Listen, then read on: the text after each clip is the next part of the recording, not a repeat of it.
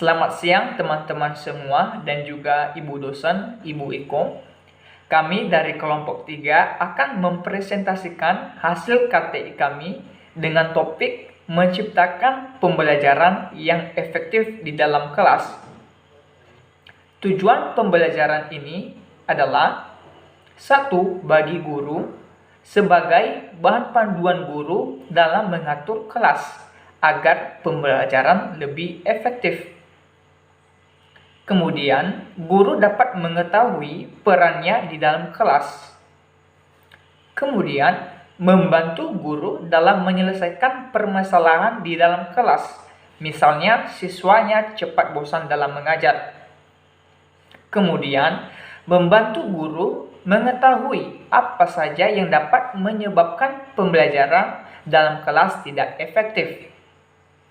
Kemudian, tujuan pembelajaran ini bagi siswa dapat mengetahui bagaimana kedudukan dan tugasnya sebagai peserta didik.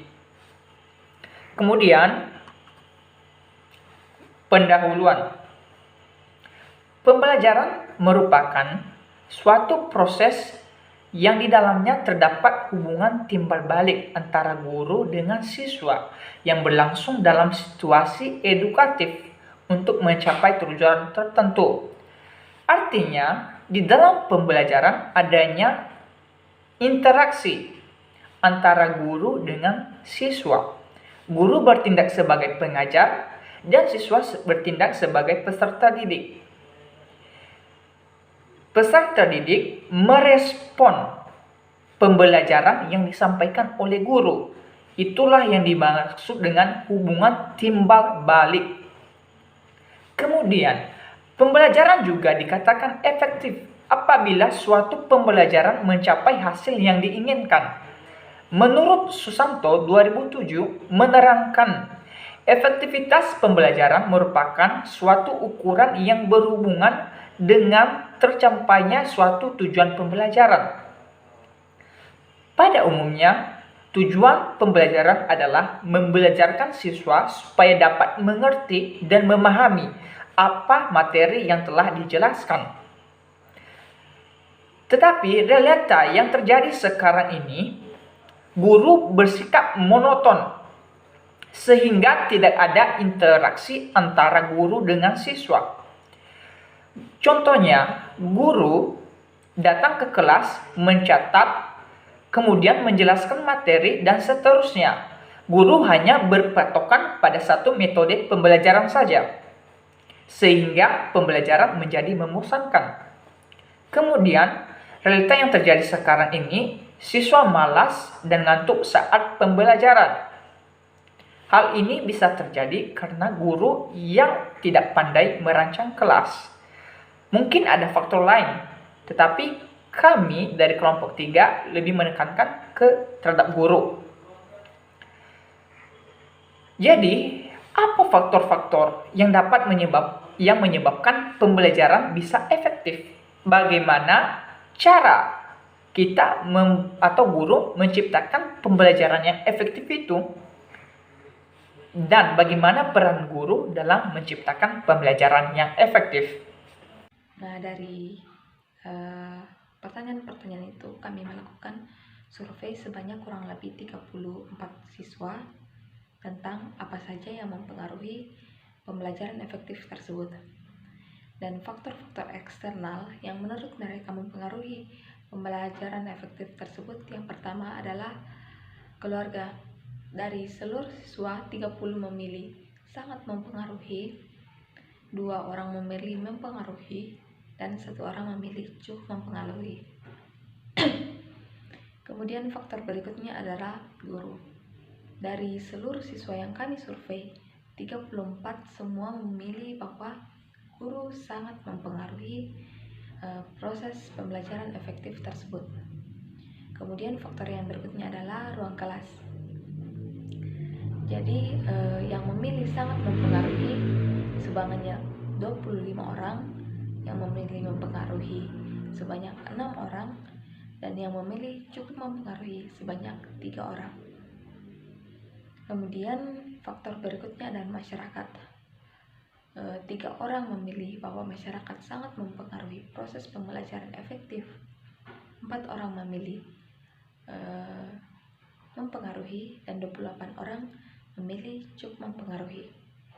Kemudian yang berikutnya adalah fasilitas sekolah. Di sini fasilitas sekolah yang memilih pembelajaran efektif dipengaruhi oleh fasilitas sekolah adalah 8 orang, dan yang memilih mempengaruhi sebanyak 6 orang. Faktor yang mempengaruhi pembelajaran. Menurut Slamento, faktor yang mempengaruhi pembelajaran yang efektif adalah faktor internal dan faktor eksternal. Yang pertama yaitu faktor internal. Faktor yang sangat mempengaruhi pembelajaran seorang anak adalah dari dirinya sendiri. Segala sesuatu yang dibawa sejak lahir oleh seorang anak akan mempengaruhi proses pembelajarannya, baik dari segi kepribadiannya ataupun kemampuannya. Hal tersebut dikarenakan setiap anak itu memiliki latar belakang yang berbeda-beda. Yang kedua yaitu faktor eksternal. Faktor ini terbagi dalam 3 bagian. Yang pertama yaitu keluarga, sekolah, dan masyarakat. Yang pertama dari keluarga. Jadi keluarga itu merupakan tempat pertama seorang anak menerima pendidikan. Oleh karena itu, pendidikan dari keluarga menjadi dasar dari proses pembelajaran seorang anak. Nah, para ahli mengatakan bahwa pendidikan dari keluarga akan membawa pengaruh bagi kehidupan anak tersebut. Yang kedua yaitu dari sekolah. Nah, dalam sekolah ini juga terdapat beberapa hal yang dapat mempengaruhi pembelajaran seorang anak. Yang pertama yaitu guru. Guru itu merupakan seorang pengajar atau pendidik di sekolah. Guru akan mempengaruhi proses pembelajaran seorang anak karena guru merupakan seorang fasilitator. Sebagai seorang fasilitator, guru akan membina anak tersebut dalam proses pembelajaran. Cara supaya seorang guru dapat menjadi seorang fasilitator yang tepat atau fasilitator yang baik adalah mereka itu harus memiliki hubungan atau komunikasi yang baik dengan anak tersebut. Jika seorang guru tidak memiliki hubungan yang baik dengan seorang anak, maka proses pembelajaran tidak akan berjalan dengan efektif. Karena mereka akan sulit untuk berkomunikasi dengan anak tersebut. Yang kedua yaitu ruang kelas. Jadi ruang kelas itu merupakan salah satu tempat siswa belajar secara efektif di sekolah. Ketika ruang kelas yang tersedia adalah ruang kelas yang nyaman, maka akan tercipta suatu proses pembelajaran yang efektif. Selain itu, proses pembelajaran akan berjalan dengan efektif jika tersedia ruang kelas yang dapat dibentuk untuk menumbuhkan keaktifan dan kekreatifan seorang anak. Yang ketiga yaitu pengaruh dari masyarakat. Jadi, pendidikan dari masyarakat itu merupakan pendidikan secara tidak langsung. Secara sadar atau tidak sadar, seorang anak menerima pendidikan dari masyarakat dan lingkungan sekitar. Pendidikan ini akan membentuk sikap maupun minat seorang anak itu. Cara menciptakan pembelajaran yang efektif. Yang pertama adalah menetapkan tujuan pembelajaran. Tujuan merupakan salah satu komponen penting yang ada dalam pembelajaran. Seorang guru dapat menggunakan tujuan sebagai acuan dalam menentukan materi, strategi, metode, dan media pembelajaran yang akan digunakan dalam proses pembelajaran. Dengan adanya tujuan pembelajaran akan lebih terarah, fokus, dan efektif. Yang kedua adalah menggunakan strategi dan metode pembelajaran yang sesuai. Penggunaan strategi dan metode pembelajaran yang sesuai dengan kebutuhan siswa dapat membantu siswa untuk lebih cepat memahami dan mencapai tujuan pembelajaran. Untuk mampu menciptakan strategi dan metode pembelajaran yang sesuai, guru terlebih dahulu harus bisa memahami karakteristik dan kebutuhan siswanya. Kemudian merancang kira-kira strategi dan metode seperti apa yang cocok dan menarik minat siswa untuk mau belajar. Selain itu, guru juga bisa memanfaatkan berbagai media pembelajaran seperti alat peraga. Yang ketiga adalah membangun suasana belajar yang nyaman, menyenangkan, namun menantang. Perasaan nyaman dan senang saat belajar akan memudahkan siswa untuk memahami materi dan mengembangkan potensi diri. Guru sebaiknya mampu membangun suasana belajar yang bebas dari rasa takut. Suasana belajar yang nyaman dan menyenangkan dapat dibangun dengan penataan ruangan yang menarik dan bersih, tindakan guru yang ramah dan mudah senyum, guru yang memberi motivasi dan pujian kepada siswa. Di samping itu, suasana menantang juga diperlukan dalam aktivitas pembelajaran. Guru dapat memberi stimulus yang mengundang rasa ingin tahu dan mengembangkan cara berpikir siswa. Yang keempat adalah menciptakan pembelajaran yang interaktif dan inspiratif. Pembelajaran interaktif merupakan pembelajaran yang di dalamnya terdapat interaksi antara guru dengan siswa, siswa dengan siswa, maupun siswa dengan lingkungan. Atau bisa dikatakan sebagai pembelajaran yang melibatkan peran aktif siswa dan berorientasi kepada siswa. Dengan melibatkan siswa aktif di dalam aktivitas pembelajaran, kemampuan intelektual maupun mental siswa akan semakin berkembang. Lalu pembelajaran inspiratif adalah pembelajaran yang memberi siswa ruang untuk menemukan hal-hal baru yang inovatif dan memecahkan masalahnya sendiri.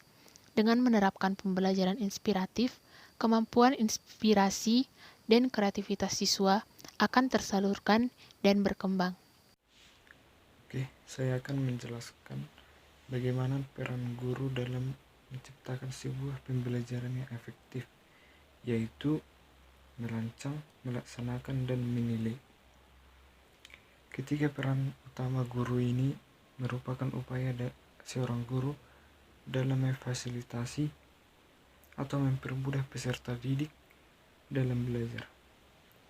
Seorang ahli bernama Hiltz bahkan pernah mengatakan bahwa pembelajaran itu berpusat pada peserta didik, bukan kepada gurunya.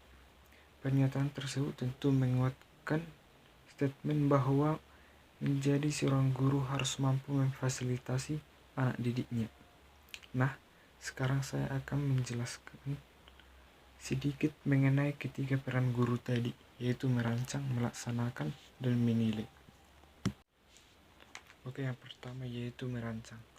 Kata merancang di sini maksudnya ialah membuat sebuah perencanaan proses pembelajaran seperti silabus dan RPP, standar kompetensi, kompetensi dasar, indikator pencapaian kompetensi, tujuan pembelajaran, materi ajar, alokasi waktu, metode pembelajaran, kegiatan pembelajaran, penilaian hasil belajar, dan sumber belajar. Yang kedua adalah pelaksanaan. Nah, setelah guru melakukan sebuah perencanaan atau merancang sebuah perencanaan pembelajaran tersebut, maka langkah berikutnya ialah melaksanakan rancangan yang sudah diatur. Dalam pelaksanaan ini, guru harus benar-benar terlibat seperti menyiapkan peserta didik untuk belajar sampai kepada proses pembelajaran tersebut. Yang ketiga ialah penilaian. Setelah pelaksanaan, guru perlu melakukan sebuah evaluasi terhadap pelaksanaan rancangan yang sudah dilakukan. Penilaian dilakukan oleh guru terhadap hasil pembelajaran untuk mengukur tingkat pencapaian kompetensi peserta didik. Nah, dari penjelasan-penjelasan yang telah kami berikan, di sini kami menarik 3 kesimpulan. Yang pertama yaitu bahwa pembelajaran yang efektif dipengaruhi oleh banyak faktor, termasuk faktor internal dari dalam diri siswa tersebut dan faktor eksternal, yaitu faktor lingkungan dan kawasan sekitar siswa tersebut. Kemudian yang kedua adalah pembelajaran yang efektif dapat terjadi apabila siswa dan guru dan faktor-faktor yang lainnya yang saling mempengaruhi proses pembelajaran dapat saling berkolaborasi dengan baik. Tidak hanya guru yang terus memberikan, terus mendorong siswa, tetapi juga bagaimana siswa mendorong dirinya sendiri untuk melaksanakan proses pembelajaran itu dengan mendisiplinkan diri. Kemudian yang berikutnya adalah guru yang adalah fasilitator memiliki peran yang sangat besar dalam proses pembelajaran agar pembelajaran efektif dapat terlaksana. Nah, dari sini guru sebagai fasilitator dapat dikatakan Dari hasil survei yang telah dilakukan juga telah sangat membuktikan bahwa guru menjadi salah satu pendorong paling utama dalam pembelajaran efektif, sehingga bagaimana seorang guru harus benar-benar melaksanakan perannya sebagai pengajar dalam menciptakan proses pembelajaran yang efektif yang seharusnya. Jadi berikutnya adalah saran. Saran di sini kami membagi 3, yaitu bagi guru, bagi siswa, dan bagi sekolah. Yang pertama adalah bagi guru.